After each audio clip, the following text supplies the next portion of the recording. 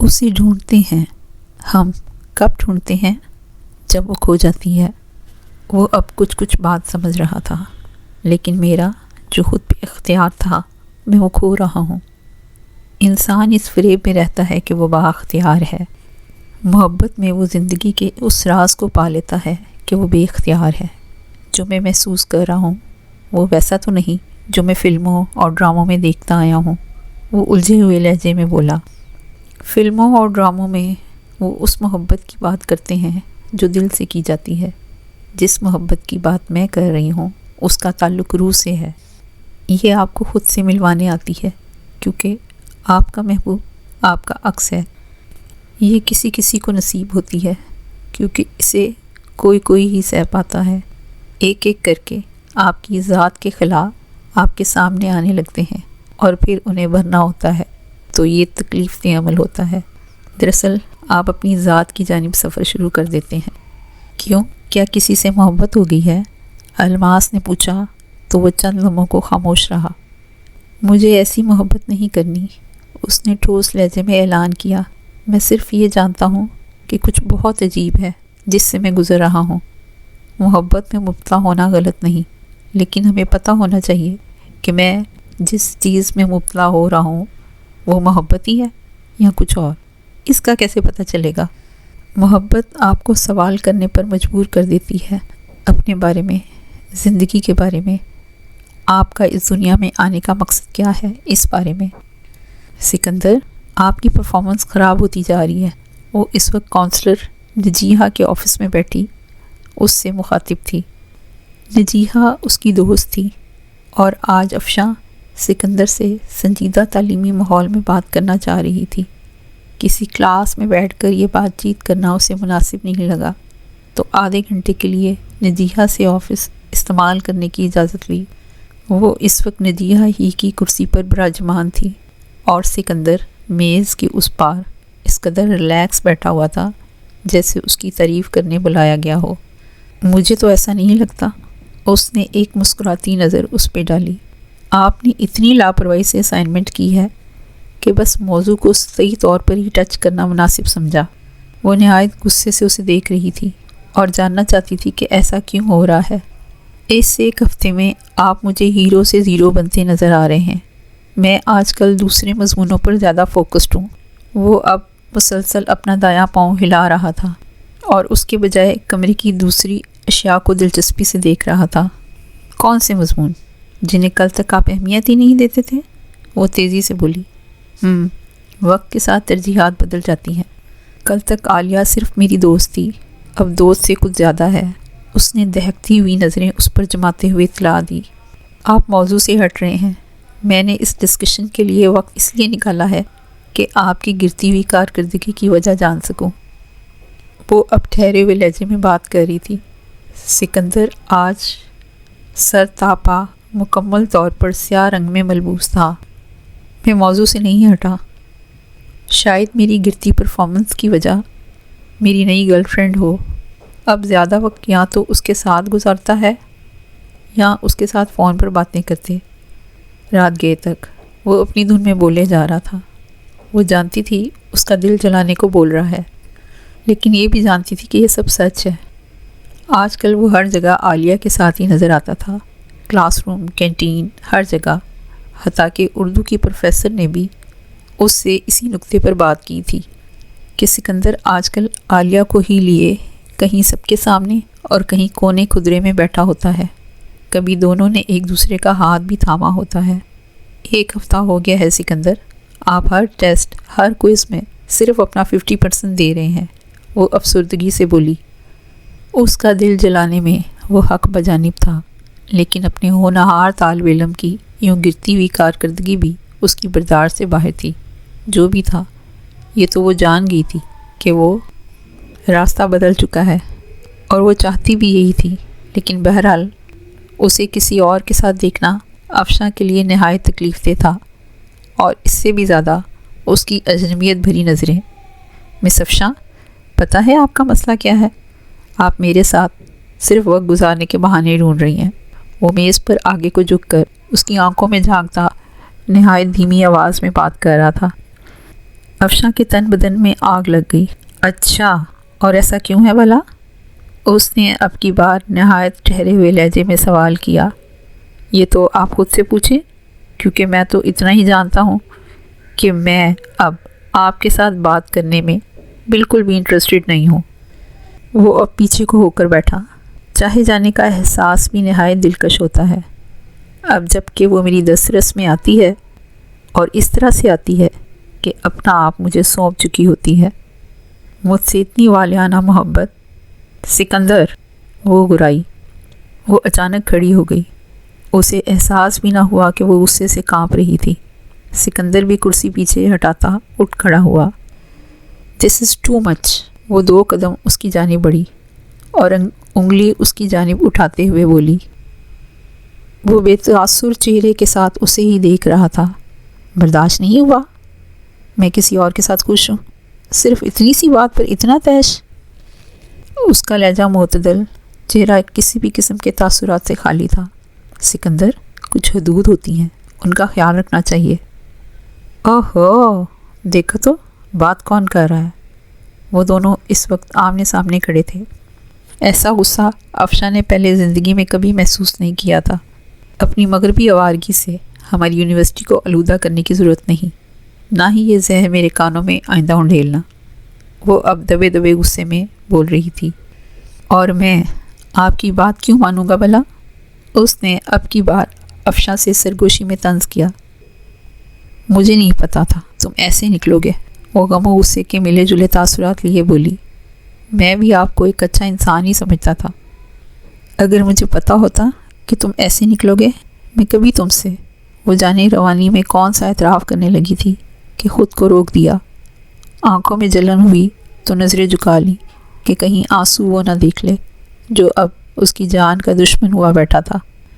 اس نے افشاں کا ہاتھ پکڑ کر اپنے دل کے مقام پر رکھا۔ محبت تو آپ کو اب بھی اسی شخص سے ہے، لیکن اب ہمارے راستے الگ ہیں، وہ سنجیدگی سے بولا اور اس کا ہاتھ جھٹک کر چلا گیا۔ کراچی کے ڈیفنس ایریا میں واقع وہ گھر ایک محل نما عمارت پہ مشتمل تھا۔ گیٹ پر اندرونی جانب 4 ہٹے کٹے گارڈز چاق و چوبند کھڑے تھے۔ یہ میڈم کا شوق ہے، روپے پیسے کے لیے نہیں کرتی یہ کام، ملیحہ نے اسے مطلع کیا۔ ملازم انہیں ایک ہال جس کے دونوں اطراف میں کمرے تھے وہاں سے لے گیا، ایک ڈرائنگ روم میں۔ یہ نہایت وسیع و ریز کمرہ تھا، جدید طرز کے فرنیچر اور بیش قیمت اشیاء سے سجا ہوا تھا۔ ڈرائنگ روم کے بائیں جانب ایک دروازہ تھا۔ ملازم انہیں ڈرائنگ روم میں بٹھا کر وہاں سے چلا گیا۔ بڑی مشکل سے ملتی ہے اپائنٹمنٹ، میڈم اپنے جانے والوں کو ترجیح دیتی ہیں۔ ان کے ذریعے کوئی ملنا چاہے تو ٹھیک، ورنہ فون پر ہی ان کی سیکرٹری صاف انکار کر دیتی ہے۔ میں بھی اپنی کزن کے ساتھ آئی تھی۔ وہ دونوں صوفے پر بیٹھے ہوئے تھے اور ملیحہ اسے سیاق و سباق بتانے میں مصروف تھی۔ آپ مستقبل کا حال بتانے والوں کی برائیاں نہ کرنے لگ جانا، گارڈز ہمیں باہر پھینکوا دیں گے۔ میری تو دلچسپی بڑھ گئی ہے، اب تو لگ رہا ہے میں واقعی کسی ایڈونچر پر آیا ہوں۔ وہ نہایت دلچسپی سے ارد گرد کی اشیاء کو دیکھ رہا تھا۔ میڈم کا ریڈنگ روم دیکھ کر آپ کے منہ سے کوئی سچ نہ نکل جائے، مجھے تو یہی ڈر ہے۔ وہ اسے دیکھ کر نرمی سے مسکرائی۔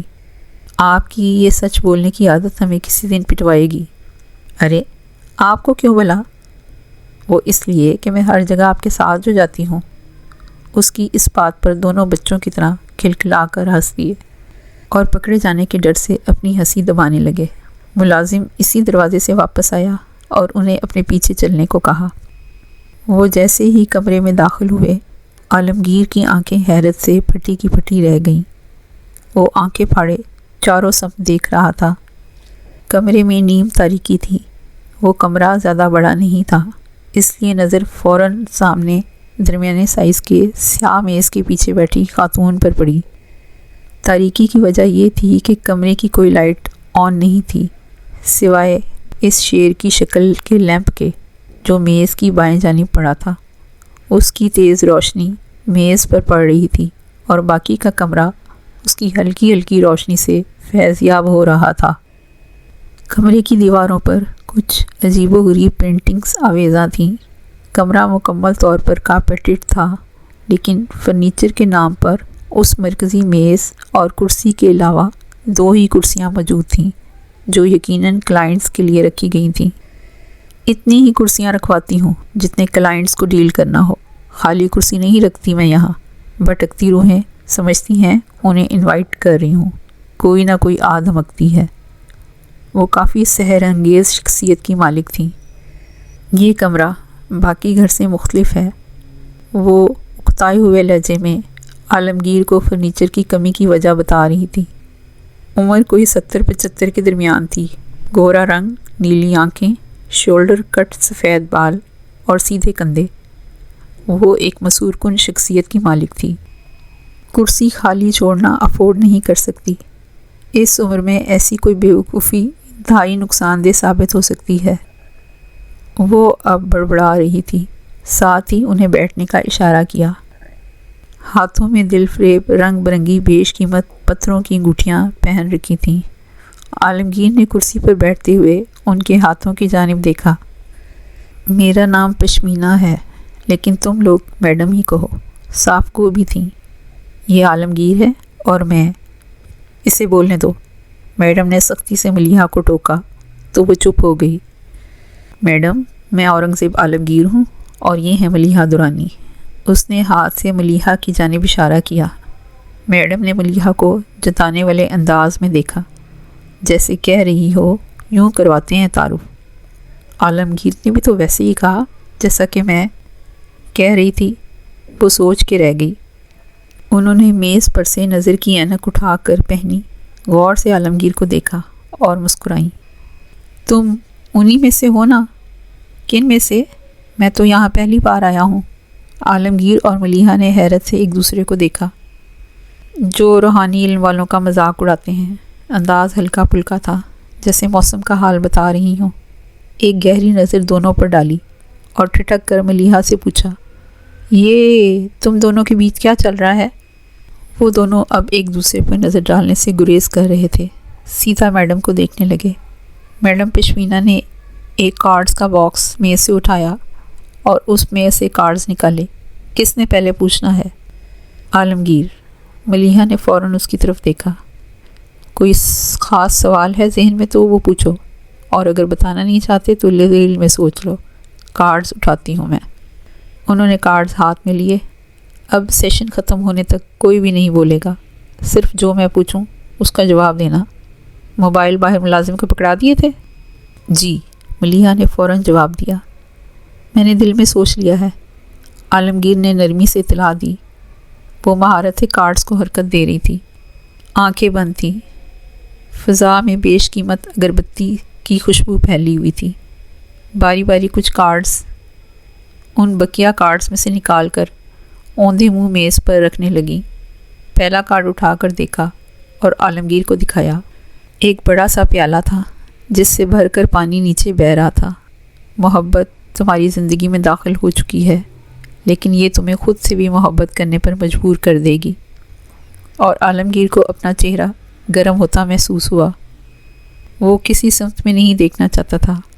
شکر ہے میڈم کا سارا دھیان کارڈز کی طرف تھا۔ دوسرا کارڈ دیکھا اور اس کے سامنے کیا۔ کارڈ پر 7 کپ بنے تھے اور ایک بندہ الجھن زدہ سا ان کے سامنے کھڑا تھا۔ کچھ ہے جو جیسا نظر آ رہا ہے ویسا ہے نہیں، ایلیوژن ہے، کچھ تو ہے جو سمجھ نہیں پا رہے ہو۔ نظر کا فریب بھی مانا جا سکتا ہے۔ اگلا کارڈ ایک جادوگر کا تھا غالباً۔ کوئی تمہیں اپنے جال میں پھنسائے ہوئے ہے، تم اس کی باتوں میں آ چکے ہو۔ وہ جانتا ہے تمہیں کیسے بیوقوف بنانا ہے۔ مرد یا عورت کوئی بھی ہو سکتا ہے۔ اگلے کارڈ پر دل بنا تھا جس میں 3 تلواریں دسی ہوئی تھیں۔ محبت میں کوئی صدمہ ملے گا، جدائی بھی آ سکتی ہے۔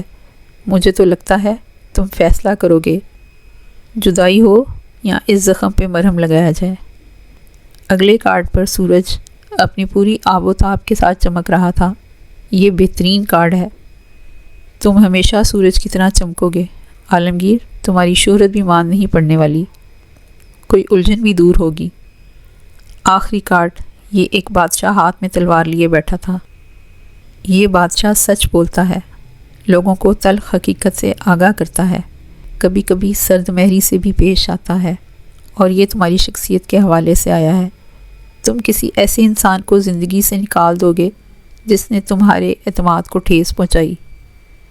آخر کار فتح تمہاری ہوگی۔ میڈم نے خاموشی سے کارڈ سمیٹے۔ میڈم، میری ریڈنگ، ملیحہ منمنائی۔ میڈم کا روب بھی تو بہت تھا۔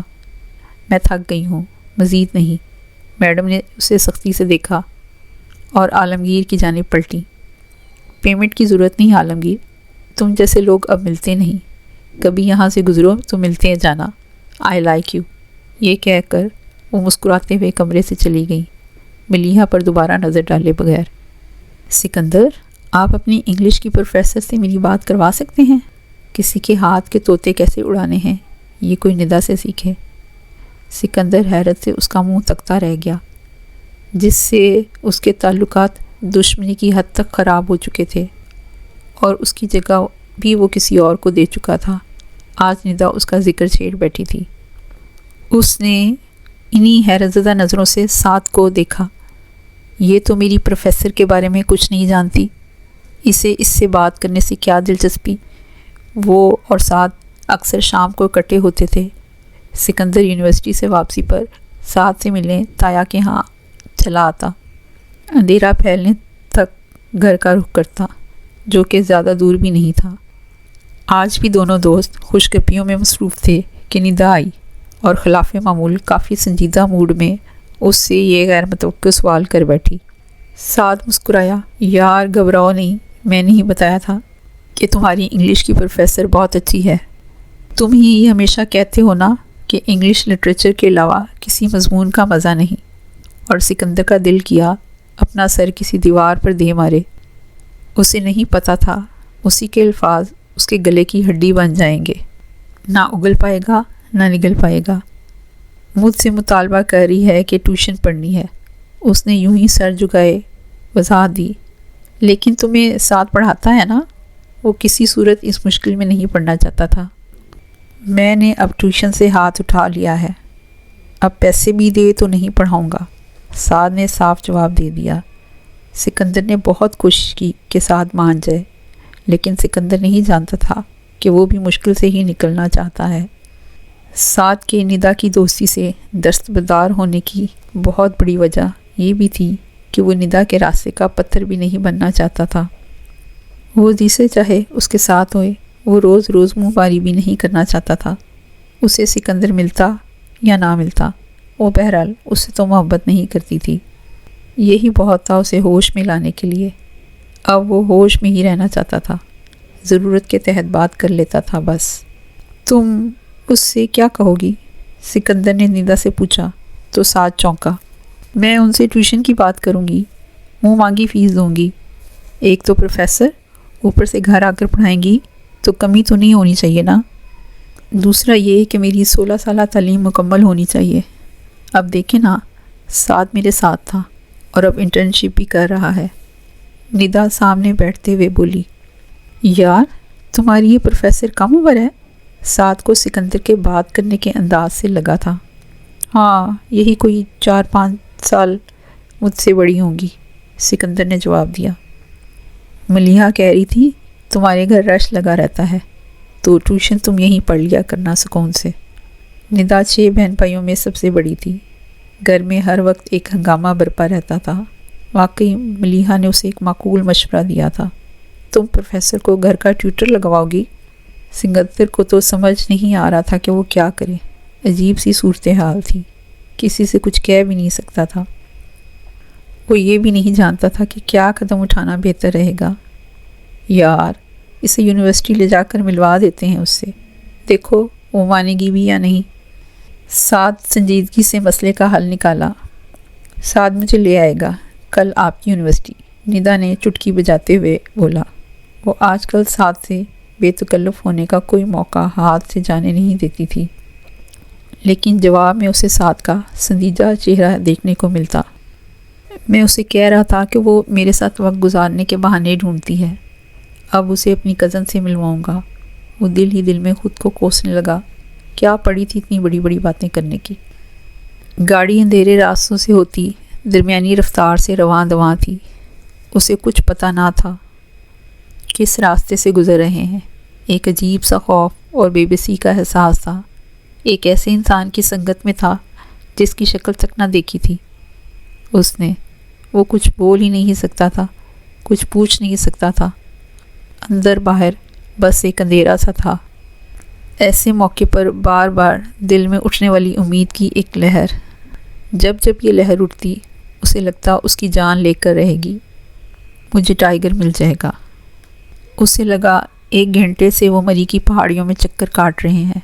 جب اس نے اپنا سر نشست کی پشت سے لگایا اور آنکھیں بند کر لیں، شاید اس کی آنکھ لگ گئی تھی، کیونکہ گاڑی کے یکدم رکنے سے اس کی آنکھیں کھلیں۔ وہ ایک لمحے کو سمجھ نہ پایا وہ کہاں ہے۔ موبائل مجھے دو، ڈرائیور نے پیچھے موڑے بغیر نارمل لہجے میں حکم دیا۔ اس نے خاموشی سے ڈرائیور کے ساتھ والی سیٹ پر اپنا موبائل رکھ دیا۔ اب اتر جاؤ، دوسرا آرڈر آیا۔ وہ جلدی سے اترا، اس امید سے کہ کوئی ٹائیگر کو لیے کھڑا ہوگا۔ وہ جیسے ہی گاڑی سے اتر کر سڑک کی سائڈ پر گیا، گاڑی چل پڑی اور اپنے ساتھ ہی ساری روشنی بھی لے گئی۔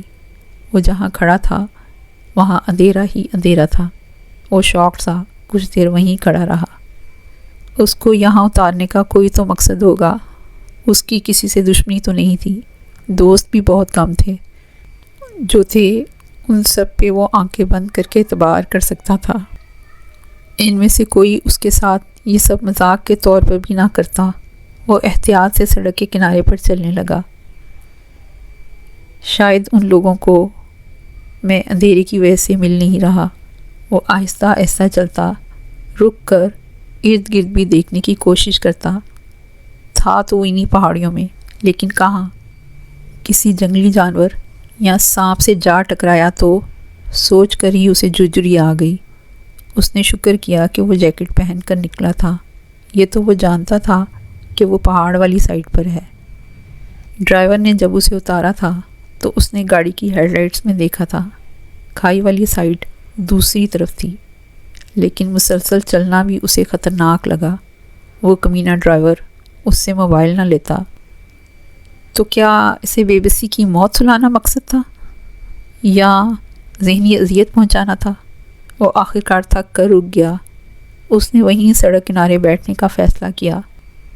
اسے خبر ہی نہ ہوئی کہ کب وہ بیٹھا بیٹھا لیٹ گیا اور اس کی آنکھ لگ گئی۔ ان نوجوان لڑکوں کی آواز پر اس کی آنکھ کھلی۔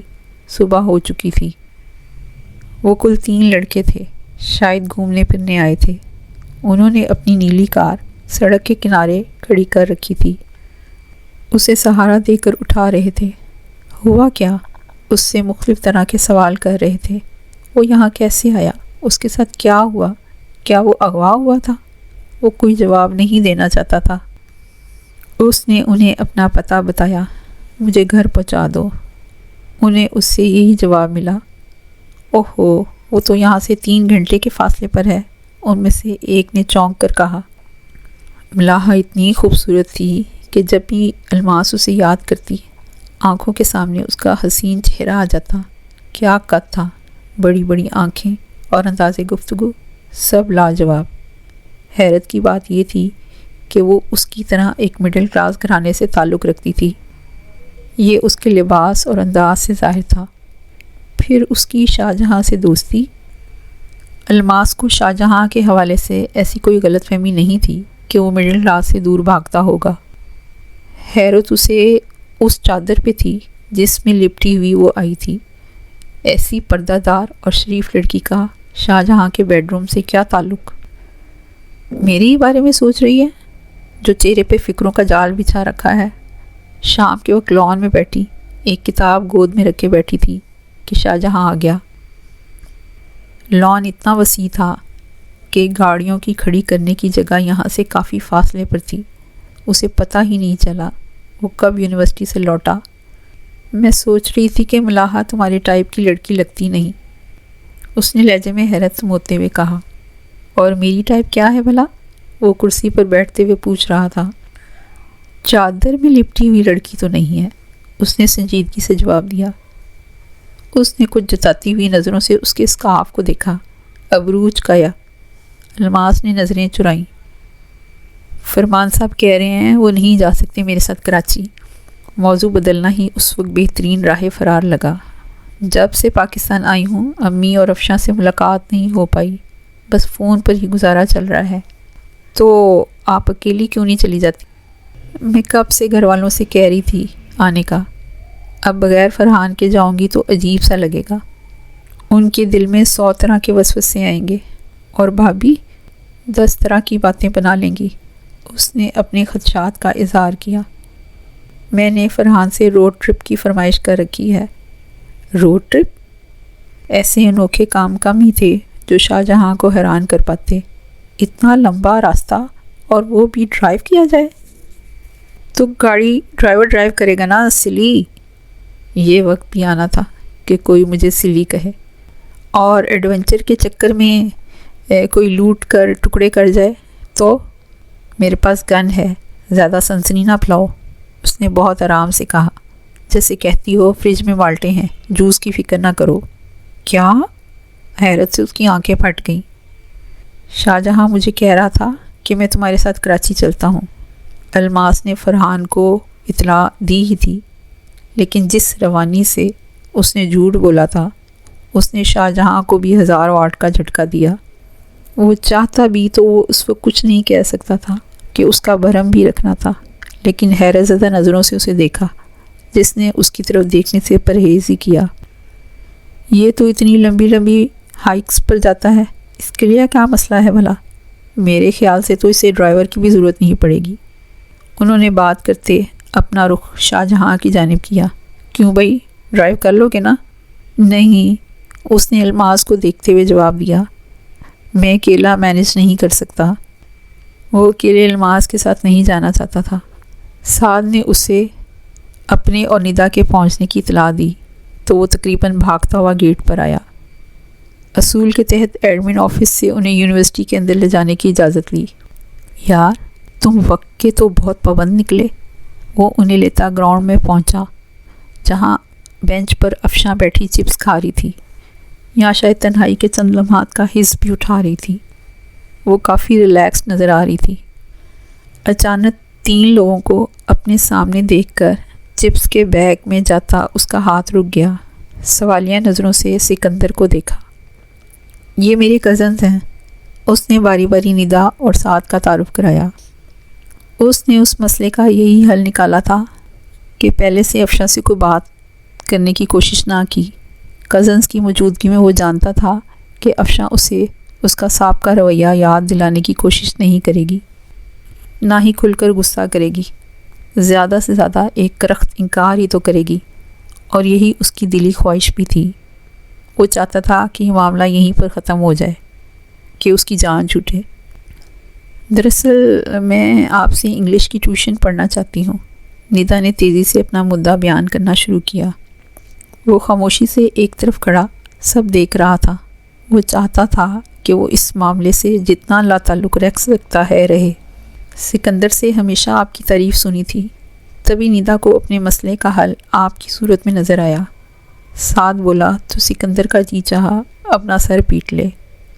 یہ لوگ اب اسے بتا رہے تھے کہ وہ گھر میں بھی اس کا ذکر کرتا ہے۔ اف! افشاں نے ایک اچٹتی نظر اس پر ڈالی اور سکندر پہ جیسے بجلیاں گرانے کا فیصلہ کیا۔ ٹھیک ہے، مجھے شام 5 بجے کا وقت سوٹ کرتا ہے۔ وہ اٹھ کھڑی ہوئی اور مسکرا کر ندا سے ہاتھ ملایا۔ اس کے بعد وہ آپس میں فیس طے کرنے لگ گئے۔ لیکن یہ تو آپ کو گھر آنے کا کہہ رہی ہے، آپ کے لیے آنا جانا مشکل نہیں ہوگا؟ سکندر اسے نیند سے جگانا چاہتا تھا۔ وہ یہ کیا فیصلہ کرنے جا رہی تھی، اسے کچھ اندازہ بھی تھا۔ وہ لوگ رخصت ہوئے تو سکندر انہیں خاموش کھڑا جاتا دیکھتا رہا۔ اسے افشاں کی موجودگی کا بھی احساس نہ رہا۔ سکندر کی مرضی کے خلاف تو زندگی میں کم ہی چیزیں ہوتی ہوں گی۔ اس کے طنز تیزی سے مڑ کر اسے دیکھا۔ کیا مطلب؟ تم نہیں چاہتے تھے نا سکندر کہ میں ٹیوشن کے لیے حامی بھروں؟ اس نے طنزیہ مسکراہٹ کے ساتھ سوال یوں کیا جیسے جواب پہلے سے جانتی ہو۔ وہ بھی حیرتوں کے سمندر میں غوطے ہی کھا رہا تھا کہ وہ بولی، بس اسی ایک بات نے مجھے مجبور کیا کہ میں انکار نہ کروں۔ آپ آنے جانے کا کیا کریں گی؟ وہ سنجیدگی سے گویا ہوا۔ کوئی اتنا دور بھی نہیں ہے گھر، اور جتنی فیس ندا دے رہی ہے میں تو گاڑی آرام سے لگوا سکتی ہوں۔ یا کریم، وہ بھی سنا ہے ماہانہ سروسز دیتی ہے۔ وہ تیزی سے اس کی جانب لپکا۔ کیوں میرا سکون غارت کرنے پہ تلی ہوئی ہے؟ وہ غصہ دباتے ہوئے بولا۔ تمہارے سکون کا میری ٹیوشن سے کیا تعلق ہے بھلا؟ اس نے مصنوعی حیرت چہرے پہ سجاتے ہوئے پوچھا۔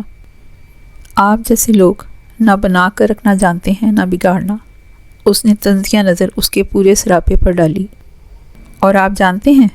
اس نے بھی اب کی بار سنجیدگی سے پوچھا۔ آپ کو صفائیاں پیش کروں گا، اور وہ بھی میں۔ اس کی آنکھیں اب شعلے برسا رہی تھیں۔ آپ جیسے لوگ منافقت کی زندگی گزارتے ہیں، معاشرے میں اپنی ناک قائم رکھنے کی خاطر شادی بھی اس سے کرتے ہیں جسے پسند بھی نہیں کرتے، اسے چھوڑ دیتے ہیں جسے واقعی محبت ہوتی ہے، صرف غیر روایتی ہونے کی وجہ سے۔ تمہیں لگتا ہے کہ میں تم سے محبت کرتی ہوں؟ میں جانتا ہوں کہ آپ مجھ سے محبت کرتی ہیں، وہ دو ٹوک انداز میں بولا اور چہرہ اس کے قریب لا کر سرگوشی کی۔ آپ جب اپنے شوہر کے ساتھ ہوں گی نا، ان لمحات میں بھی تصور میں مجھے ہی رکھے۔ Shut up. وہ اب واقعی غصے سے بے قابو ہو رہی تھی، بس نہ چلتا تھا کہ اس کا منہ نوچ لے۔ کیا یہ سچ نہیں؟ کتنے ہی لوگ ایسی منافقت بھری زندگی گزار رہے ہیں کیونکہ انہوں نے کبھی نئے راستے بنانے کی کوشش ہی نہیں کی۔ آپ نے بھی وہی پرانا راستہ چنا ہے۔ ایک منافق کے ساتھ میری زیادہ دیر بنتی ہی نہیں۔ وہ اب قدرے معتدل لہجے میں بول رہا تھا۔ منافقوں میں؟ وہ سرخ ہوتے چہرے کے ساتھ پوچھ رہی تھی۔ 100%۔ دل میں کچھ اور زبان پہ کچھ، اور دوگلی زندگی جئیں گی آپ۔ اور تم عالیہ کے ساتھ کون سا کھیل کھیل رہے ہو؟ وہ کیوں پیچھے رہتی؟ ایک قدم پیچھے ہٹا، جیسے سانپ نے ڈس لیا ہو۔ آفس سے نکلتے آج بھی حسب معمول اسے کافی دیر ہو گئی۔ رات کے 2 بج رہے تھے، لیکن یہی وہ وقت تھا جب وہ ذہن میں سب سوچوں سے خالی چند لمحے حال میں گزارتا۔ رات کی خاموشی آج اسے بے حد بھا رہی تھی۔ اس نے اے سی بند کیا اور گاڑی کی کھڑکی نیچے کی۔ ہلکی ہلکی سی نرم ہوا اس کے چہرے اور گردن کے ساتھ پوچھ رہی ہو، کیسے ہو؟ آج کل بہتر ہوں، اس نے دل ہی دل میں جواب دیا، اور لبوں پر ایک ہلکی سی مسکراہٹ آن ٹھہری۔ عالمگیر کی نظر اچانک بیک ویو مرر پر پڑی۔ ایک موٹر سائیکل تیزی سے اس کے دائیں جانب کو آ رہی تھی۔ اس پر 2 آدمی سوار تھے۔ لمحے بھر کو اس کے دل میں شک کا کیڑا کل بلایا۔ اس نے اسے نظر انداز کرنا مناسب نہ سمجھا۔ غیر ضروری طور پر بھی محتاط ہونا کبھی نقصان نہیں پہنچاتا، لیکن ذرا سی لاپرواہی زندگی بھر کا پچھتاوا بن جاتی تھی، اپنے لیے یا دوسروں کے لیے۔ اس نے تیزی سے کھڑکی اوپر کو سرکائی، لیکن وہ نہیں جانتا تھا کہ اتنا احتیاط ناکافی تھا۔ بیک ویو مرر میں اس نے صرف دائیں طرف سے آتی موٹر سائیکل دیکھی تھی، جبکہ ویسی ہی ایک موٹر سائیکل دائیں جانب سے بھی آ رہی تھی۔ اس پر بھی 2 ہی آدمی سوار تھے۔ ٹریفک نہ ہونے کے برابر تھی، اوپر سے خاموشی۔ چند لمحے پہلے ہی اسے احساس ہوا کہ پیچھے 2 اطراف سے بھی موٹر سائیکلیں اس کی گاڑی کی سمت آ رہی ہیں۔ 1 سیکنڈ کے 1000ویں حصے میں اس نے ایک درست فیصلہ کیا۔ ان کے سر پر پہنچنے سے ذرا پہلے اسٹیئرنگ وہیل پر ہاتھ جمائے گاڑی کو یوں ہی رواں دواں رکھے وہ بالکل نیچے کو کھسک گیا۔